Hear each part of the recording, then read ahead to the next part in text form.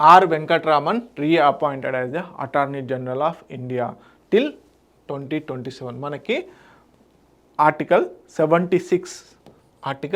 76 of the Indian constitution ఏం చెప్తుంది, ఇండియాకి అంటే భారతదేశ గవర్నమెంట్ ఆర్టికల్ 76 ఏమని చెప్తుంది మనకి అంటే అటార్నీ జనరల్ ఆఫ్ ఇండియా అనే వాళ్ళు ఉంటారు.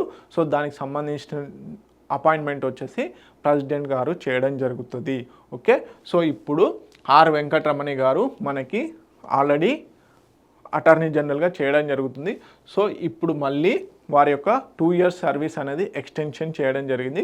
సో ప్రధానంగా చూసుకున్నట్లయితే వీరు వన్ ఆఫ్ ది మోస్ట్ అంటే అటార్నీ జనరల్ పోస్ట్ స్వీకరిస్తున్న వాళ్ళు ఏంటంటే ఫస్ట్ లా పర్సన్ అంటే eminent law person in India అని చెప్పొచ్చు.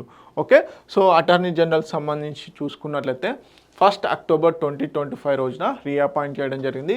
వీరు 30 September 2027 వరకు కంటిన్యూ అవుతారు. మనకి minister of law and justice వాళ్ళు ఎవరైతే ఉన్నారో వారు అపాయింట్ చేయడం జరిగింది. కాకపోతే ప్రెసిడెంట్ ద్రౌపది ముర్ము గారు ఎవరైతే ఉన్నారో వారు అఫీషియల్గా అపాయింట్ చేయడం జరుగుతుంది. Okay, article 76 of the Indian constitution establishes the office of attorney general. So బేసిక్గా సీనియర్ అడ్వకేట్ అదేవిధంగా కాన్స్టిట్యూషనల్ ఎక్స్పర్ట్ అయి ఉండాలి.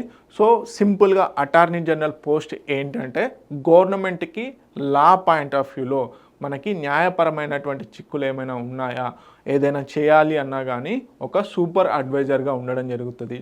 అదేవిధంగా వీరు గవర్నమెంట్ తరపున అపీల్ కూడా అవ్వచ్చు ఎనీ కోర్టులో కూడా.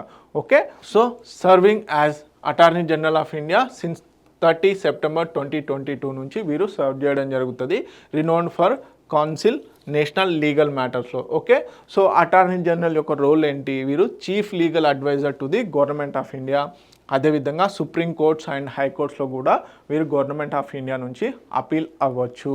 ఓకే, లీగల్ అండ్ కాన్స్టిట్యూషనల్ మ్యాటర్స్లో వీరు గవర్నమెంట్కి అడ్వైజర్గా ఉంటారు. ఓకే, పార్లమెంటరీ డిబేట్లో లీగల్ ఇష్యూస్ పాయింట్ ఆఫ్ వ్యూలో పాల్గొంటారు. ఇది ఇంపార్టెంట్ పాయింట్ గుర్తుపెట్టుకోండి. మనకి అటార్నీ జనరల్ మనకి పార్లమెంటరీ అఫైర్స్లో భాగంగా పార్లమెంట్లో ఉభయ సభల్లో పార్టిసిపేట్ చేయొచ్చు లీగల్ మ్యాటర్స్ ఉన్నప్పుడు.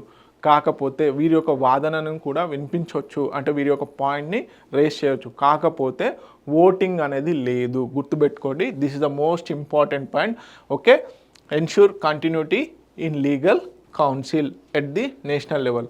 అదేవిధంగా అటార్నీ జనరల్గా ఎవరైతే నామినేట్ అవుతారో